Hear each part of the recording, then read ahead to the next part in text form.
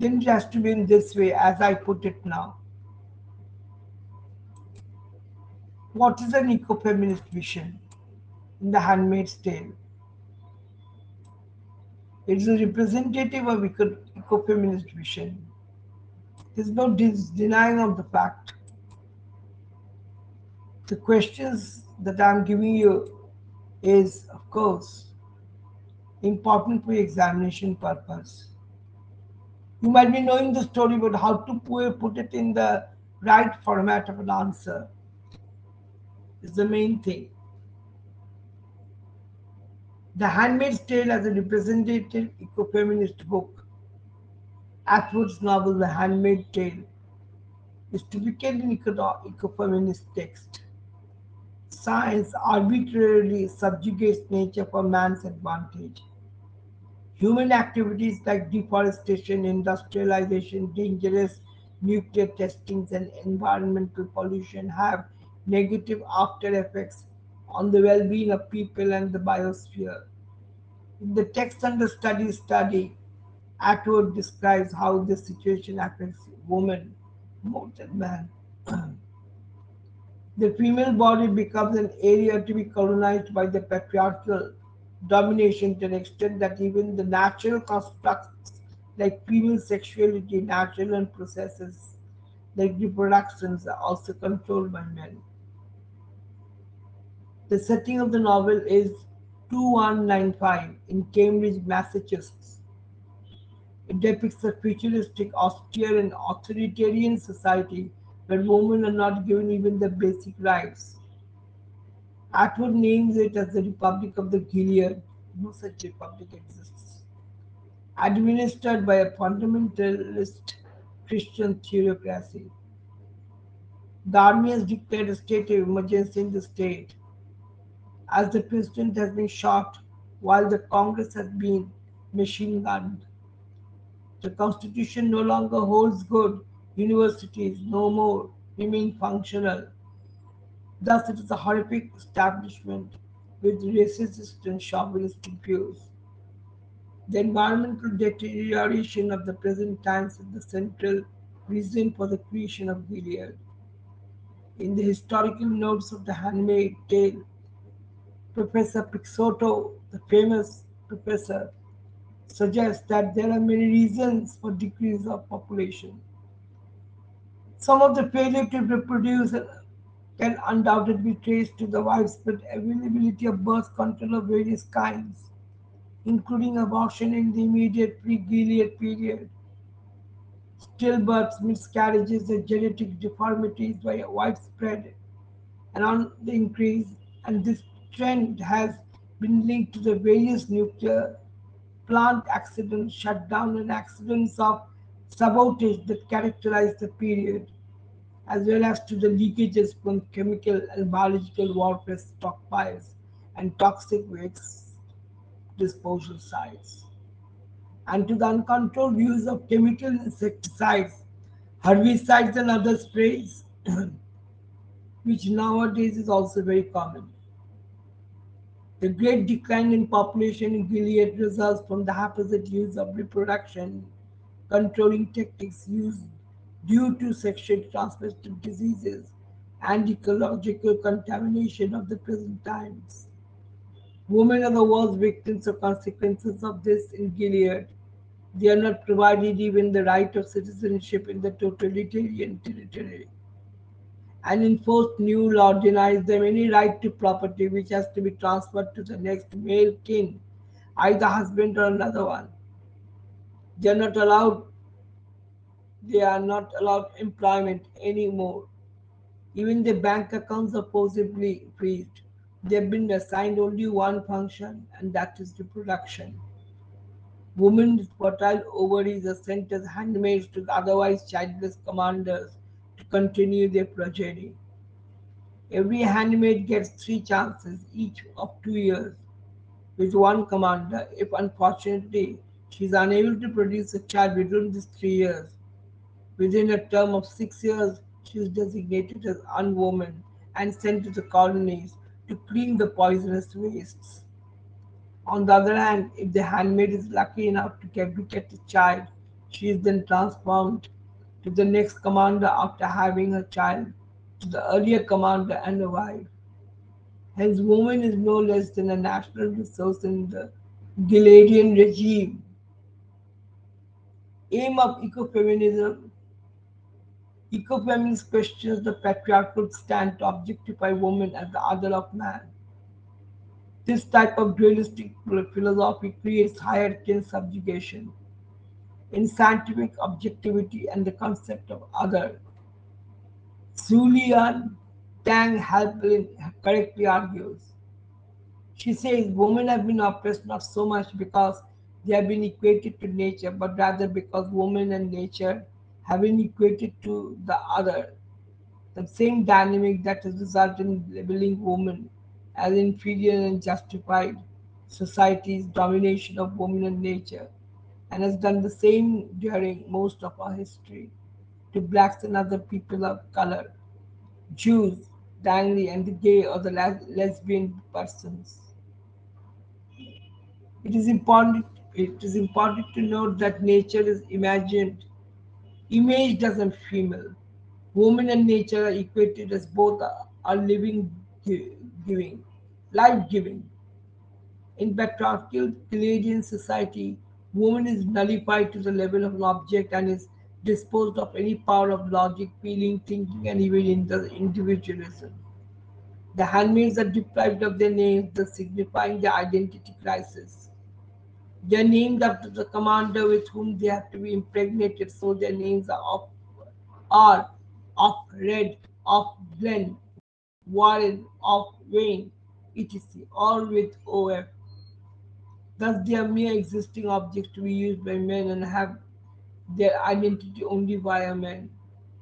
There is no mention of Oprah's real name in the novel. So, she says that the name, like her existence, is useful only for others.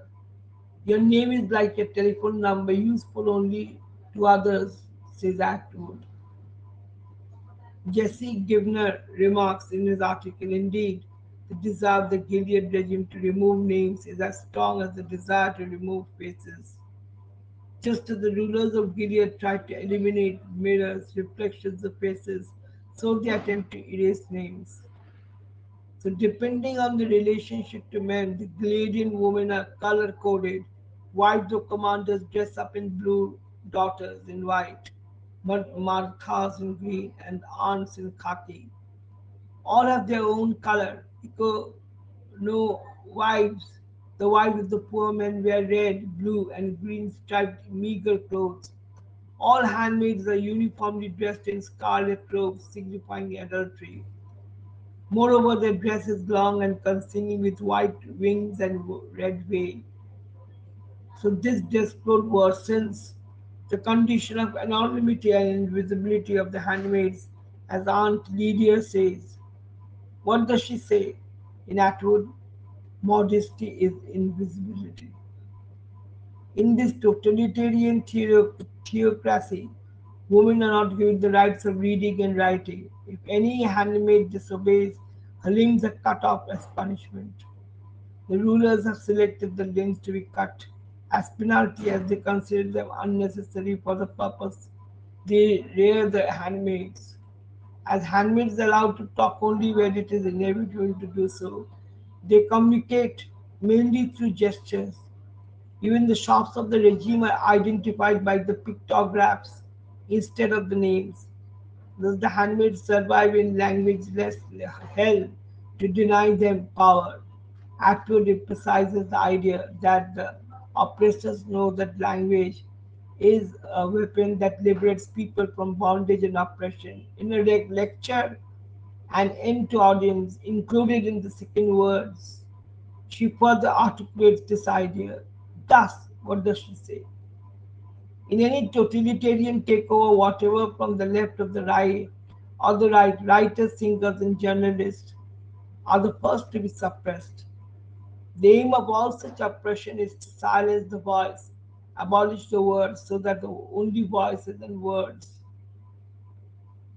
are those of the ones in power. Elsewhere in the world itself is thought to have power. That is why so much trouble is taken to silence it. That is Atwood's version. The subjection of the handmaids is so abject that they even do not possess the power to judge and reason. So much so that they are not free to decide their own needs and activities like their baths and food. The authorities fix the food based on their tradition, on the on its nutritional value. They have to eat the foods even if they do not feel hungry. It will not be wrong to say that they are treated like animals reared only for breeding and commercial purposes. They also deny only any link with their pasts. They're totally cut off from their roots, as Operator said. I'm a refugee from the past. It's in Atwood only. She was well educated from a university, loved books, and did a job of transferring books to computer desks. She misses a family consisting her husband Luke and a daughter and Lot. What do you think? Isn't it very painful? It sounds very. I think it is very painful. For me, it is very painful. I don't know for others, but others would think of it.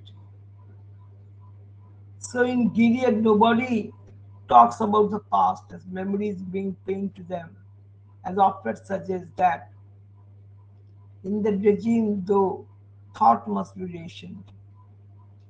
Atwood said it. The handmaids are forced to have a robotic existence. They are prohibited all emotions and just mechanically perform the task assigned to them.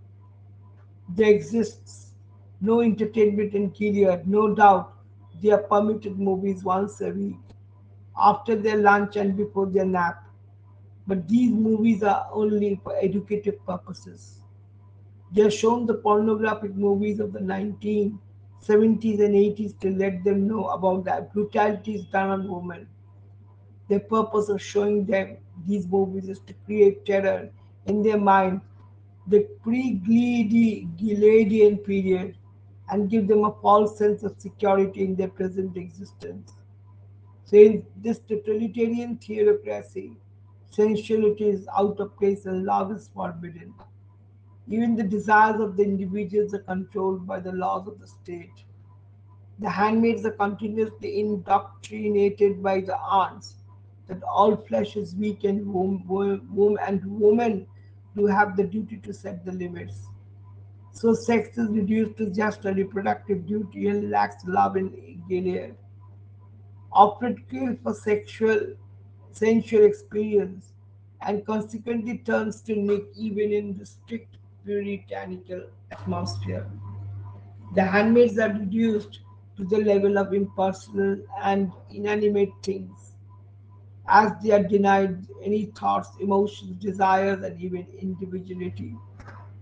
Coral Ann Howells, in a book, rightly says Atwood's feministic concerns are plain here, but so too are her concerns for basic human rights. The abject commodification of the handmaid is evident even in their tattooed ankles and constant possession of an identity pass. The existence is just as an item in an establishment of contract and ownership. So this Gileadian system considers women just for their organs. The handmaids are reduced to wombs, as Opret says. You have two-legged wombs, that is all. Sacred vessels, ambulatory chalices, as Atwood defines it. The individuality is completely omitted, and a handmaid is nothing more than a wandering womb, according to Atwood. That is a passive receptacle. Ecofeminists oppose the patriarchal attitude of segregating and reducing things on the basis of value and productivity. Another great critic, as Vandana Shiva argues in ecofeminism, reductionist science is at the root of the growing ecological crises because it entails a transformation of nature that destroys its organic processes and rhythms and regenerative capacities. So, this kind of scientific discourse leads to the creation of the possibility of colonizing and controlling that which is otherwise liberated and self generative. The woman's body as a site of regenerative power, like a seed, has become a colony of the capitalist patriarchy. Shiva also adds these sites of creative regenerations are transformed into passive sites where the expert produces and adds value. In capitalist patriarchy nature, women and non-white people act as a raw material. Likewise, in Gilead, woman is condensed to an incubator, and man is elevated to that of a parent. The handmaids in Gilead have to behave like reproductive prostitutes with no control over their own bodies. As the alternative to fertility in this regime is death, so biology comes out to be their destiny. As bodily membranes of women are under the threat of the male attack, penetration into woman and nature are equated here. The treatment meted out to the handmaids of Gilead is no less than that of animals reared for dairy products for milk, like milk, meat, eggs, etc. As Offred says, I wait, washed, brushed, and feed like a pig, prize pig. It is an Atwood only. A selective breeding of the animals with suitable genes is performed, and the handmaids too are selected to be breeders of children like animals. Offred recognizes this function when she says, we are for breeding purposes. Atwood, of course, writes it in his book. This is the further evident in the comment of the wives when a handmaid named Off Warren conceives a strong girl, good muscles, no agent origin family. We check the records, you can never be too careful, Atwood says. Thus, the patriarchal culture, based on the dualistic concept of the self and the other, relates woman and nature, animals, resulting in their categorization as the other. So, this association stresses the inferiority and subjugation of these categories because they fall in the ambit of otherness. Atwood discusses an important theme of question of reproductive rights or the male control over female reproduction. As science colonizes the seeds and makes the plant body the center of experiments with specialized productive techniques, the Gileaded patriarchy colonizes the wombs of the handmaids. So the critic Vandana Shiva states in Ecofeminism, colonization of seed affects the patterns of colonization of women's bodies. Profits and powers become intimately linked to invasion into all biological organisms. Patriarchy forces the woman to beget children passively, resulting in their complete objectification and alienation, separation from their own body. So the woman's body is separated from every other thing. They are, they are there to be the fun items of the commanders. The protagonist, after at the outset, remains passive, but she has a strong wish to endure and survive. She feels secure in the presence of Nick, and she feels being in a cave, as Atwood would say with him.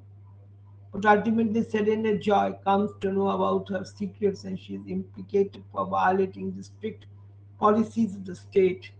Nick hints at the prospect of escape by saying that it is Mayday as the van comes to take Offred, but she is unsure of her future as she says, whether this is my end or a new beginning, I have no way of knowing.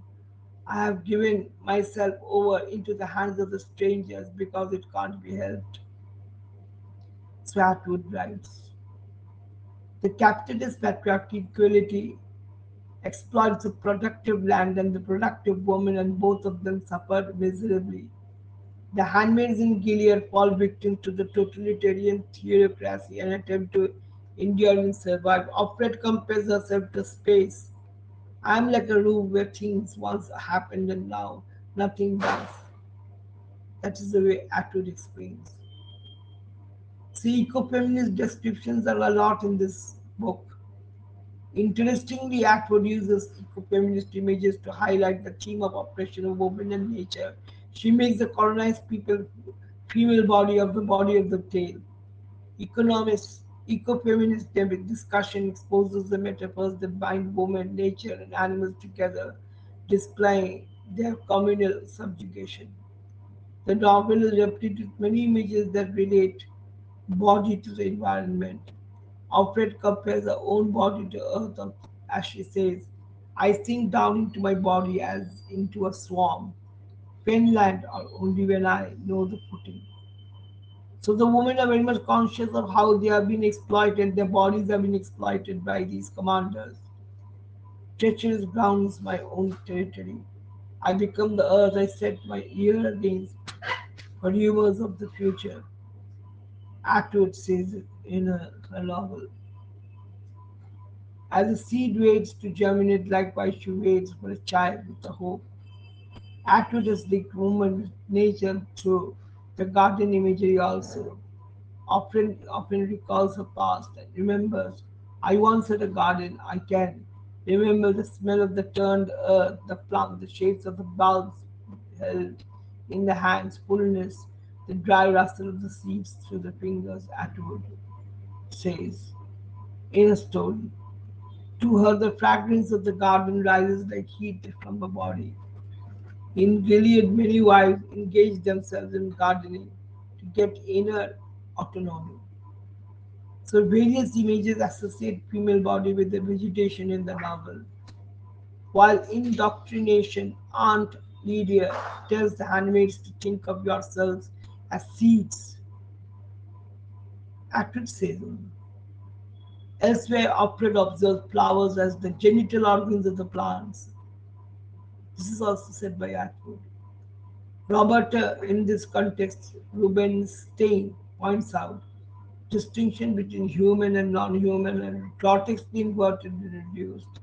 Nature has been given female dimensions as blossoming breeding hearts in Serena Joy's garden are female in shape, Atwood says.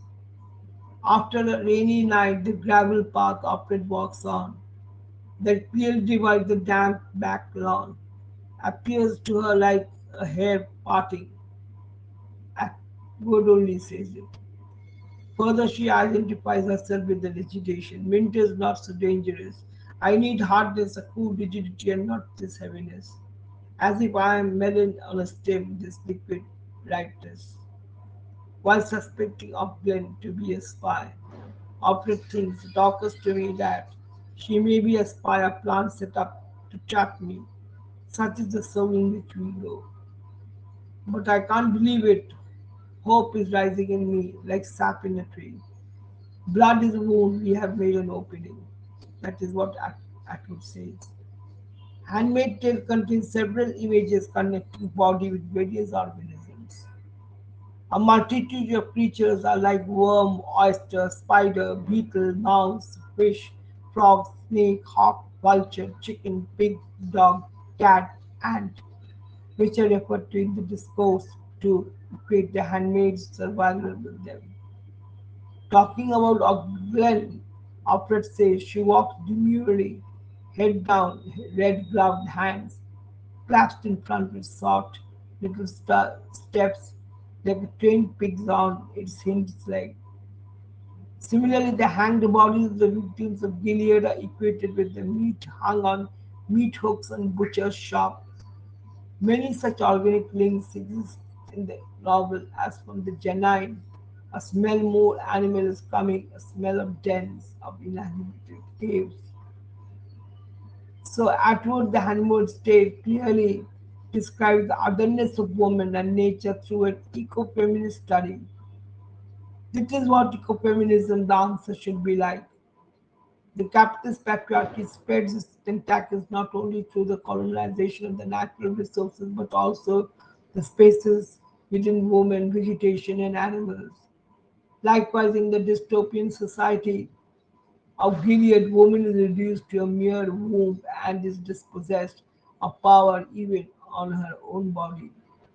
So the use of feminist metaphors, emphasizes the collective colonization of female body, nature and organism. Actively echoes the call for an unprejudiced society where the gap between self and other may be diminished, the rights of women may be diminished, and rights of women and the laws of nature may be well protected.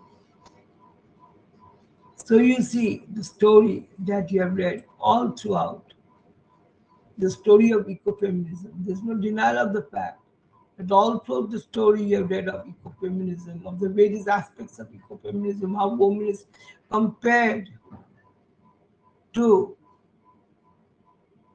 this very concept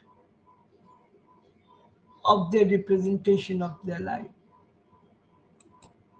They are not considered